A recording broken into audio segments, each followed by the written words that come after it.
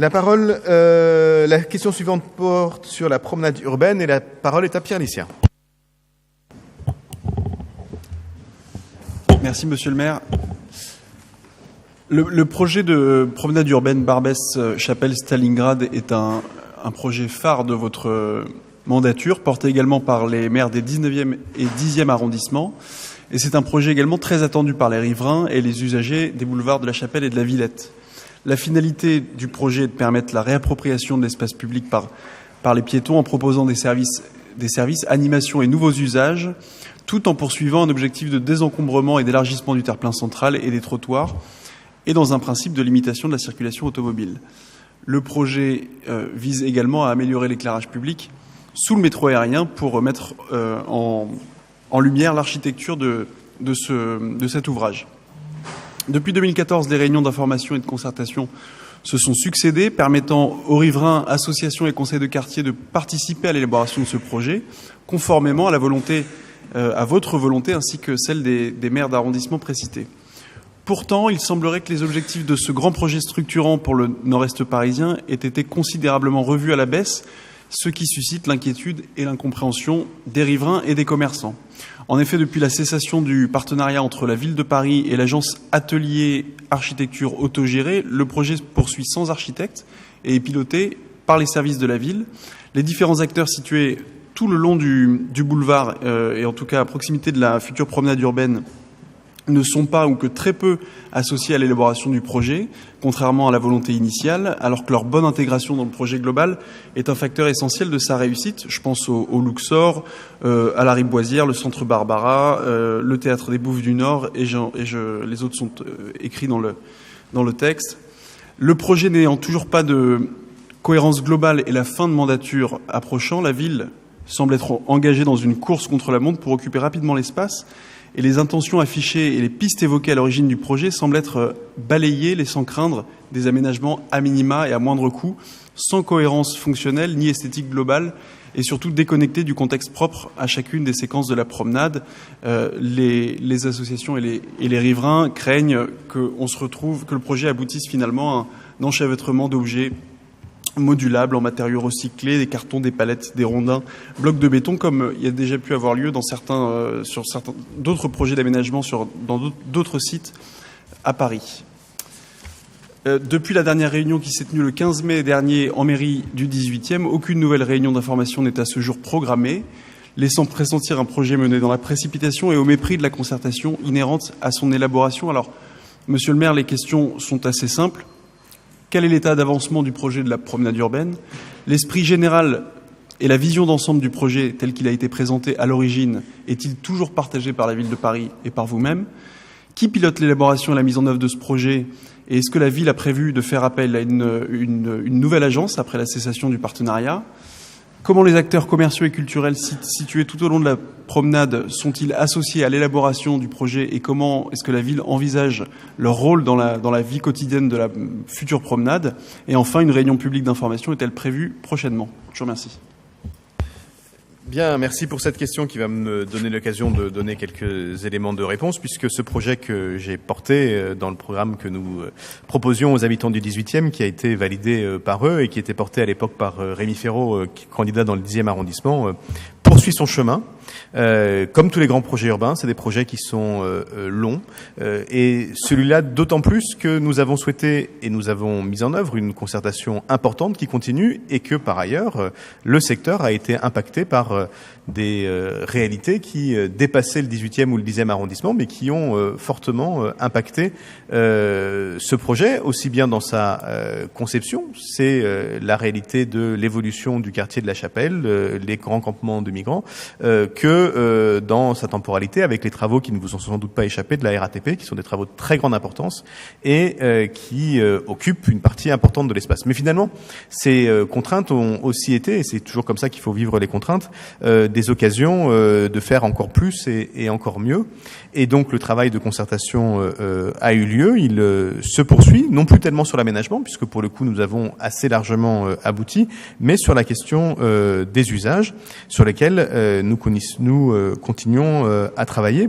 Moi, je ne sais pas qui a vu où que ce soit que notre ambition pour cet axe structurant du nord-est parisien ait pu être limitée, ni bien sûr la mienne, ni bien sûr celle d'Alexandra Cordebar aujourd'hui, ni même celle de la maire de Paris qui s'est exprimée sur ce projet urbain à plusieurs reprises en rappelant toujours le haut niveau d'ambition qu'elle avait pour ce secteur et pour ce projet qu'elle considère comme moi comme un des éléments importants. Et donc toutes ces paroles ont été non seulement dites, mais les actes aussi ont été posés, et les acteurs de ce dossier le savent, puisque depuis 2014, nous avons entamé ce travail, impacté aussi positivement, je crois, mais rendant les choses compliquées par les travaux de l'hôpital Lariboisière et des discussions qui doivent continuer sur la voie dédiée aux véhicules de secours et à la cohabitation entre les véhicules de secours et les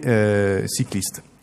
Donc aujourd'hui, ce projet, bien sûr, se poursuit, et moi je veux vraiment saluer l'engagement non seulement des élus du 18e et de mon cabinet, de ceux du 10e, mais surtout des services de la ville qui, c'est vrai, ont repris directement en charge une grosse partie du travail, et ça m'a laissé penser que c'était parfois plus efficace quand c'était directement la ville qui gérait que de systématiquement imaginer qu'il faille des acteurs extérieurs pour avancer. Et donc on a une équipe, c'est vrai, de direction de la ville de Paris, de la direction de la voirie des déplacements, de la direction de l'activité économique, de la direction de la culture, qui se sont pleinement saisis de ce sujet, et finalement qu'ils le font très bien avec une coordination qui est portée par la DVD, avec un regard bien sûr attentif des deux mairies d'arrondissement. Coordination compliquée parce que il faut coordonner notamment notre envie et la ville, mais il faut coordonner aussi le travail de la RATP, le travail important qui va être fait sur la nouvelle gare du Nord, je crois qu'on l'appelle gare du Nord 2024, le travail avec la PHP sur la Lariboisière, et puis un certain nombre d'aléas qui, j'en ai parlé pour ce qui est de la Chapelle, on peut penser aussi à la destruction que je souhaitais du centre de l'ancien centre d'animation, mais aussi des problèmes que la RATP a eu avec des conduites du côté de l'avenue Jean Jaurès. Bref, ce travail, il a eu lieu. Des travaux de voirie ont commencé dès cet été, comme nous nous y étions engagés au mois de mai dernier, devant le marché Lariboisière. Nous réalisons aussi, en lien avec la PHP et la préfecture de police, je l'ai dit, la voie dédiée aux véhicules de secours et aux cyclistes. Le carrefour des rues Tombouctou, rue du Nord, au nord et rue de Maubeuge au sud est en cours de réaménagement, de réalisation. Afaf Gabellotto a parlé de l'évolution du marché alimentaire Lariboisière, que nous appelons nous le marché Barbès comme les habitants, mais qui s'appelle officiellement le marché de Lariboisière. Avant de la fin de l'année, l'essentiel, le point le plus compliqué des travaux aura lieu autour de la place de la Chapelle, puisque c'est là que les aménagements les plus lourds sont prévus. Et il va falloir arriver à coordonner ça intelligemment pour éviter d'enquister complètement le carrefour de la Chapelle. Mais il y a l'oasis urbaine, la rénovation des squares Gessin, Louise de Marillac et de rues environnement, la réduction de la taille du centre de valorisation et d'apport des encombrants, de la déchetterie, comme on s'y est engagé, l'élargissement des trottoirs. Et puis, comme nous nous étions engagés aussi, nous travaillons à une convention ville et Île-de-France Mobilité pour étudier la sécurité, et disons-le clairement, améliorer l'accessibilité de la station RATP La Chapelle, qui est une demande très forte que nous portons, Félix Bepo s'en rappelle, et Gilles Ménette maintenant, depuis de nombreuses années, depuis que la RATP nous a fait ce coup étonnant de fermer une des sorties de La Chapelle sans jamais en parler à personne. Je rappelle qu'on a mis presque 1 an et demi à obtenir que cette fermeture soit réouverte, et j'espère que nous pourrons avancer sur la deuxième entrée, parce que c'est essentiel. Et là encore, tout ça sera conduit au cours de l'année 2019. Et puis, nous lançons un travail sur l'ensemble des dimensions que nous avons évoquées, notamment celui de l'agriculture urbaine sur le pont franchissant le faisceau ferré Est. Je vous rappelle que c'était un des points d'aboutissement de la réunion de concertation de mai dernier. Et puis, nous travaillons avec les acteurs locaux et avec les directions de la ville sur cette question centrale des usages, parce que c'est bien de récupérer de l'espace, encore faut-il qu'il soit bien occupé. Et là-dessus, le travail est encore en cours. il reste un peu de temps puisque les travaux ne sont pas faits pour faire en sorte de trouver avec les habitants et avec les acteurs les usages les plus adaptés possibles, c'est-à-dire ceux qui permettront aux habitants du 10e et du 18e de s'en saisir immédiatement. Et puis, nous continuons à travailler sur la question de l'éclairage public, ce qui est déjà acquis, c'est-à-dire la rénovation totale par la RATP de l'ensemble des luminaires qui sont accrochés sur le viaduc, et puis la mise en lumière du viaduc de façon beaucoup plus esthétique, qui avait fait l'objet d'un projet qui malheureusement n'a pas été voté dans le cadre du budget participatif, mais sur lesquels j'ai très bon espoir que nous obtenions quand même les financements, parce que c'est un projet auquel la maire du 10e, le maire du 18e et la maire de Paris tiennent beaucoup. Et donc tout ça va être sans doute confirmé dans les semaines qui viennent, mais j'ai bon espoir que nous trouvions les solutions pour faire en sorte que l'éclairage du viaduc puisse aussi avoir lieu. Vous voyez, tout ça continue de travailler. Parfois, c'est même plus efficace quand c'est directement la ville qui fait. Et en l'occurrence, le travail qui avait été fait par un certain partenaire n'avait pas trouvé un espace le plus intelligent. Est-ce que d'autres réunions publiques seront prévues prochainement? Oui, bien sûr.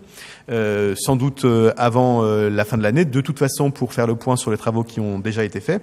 Mais organiser une réunion publique, c'est aussi apporter des réponses. Et apporter des réponses, c'est aussi travailler. Et c'est ce que nous faisons au quotidien, mon équipe et les services de la ville. Et travailler, ça prend parfois un peu de temps, mais ça permet d'avoir des meilleurs projets. Donc rien n'a été rabattu du tout sur l'importance que nous apportons à ce projet. Le calendrier tel que nous l'avons présenté, il est respecté. Et donc je pense que tout cela est de nature à rassurer tous ceux qui éventuellement pourraient être inquiets. Et je vous en remercie.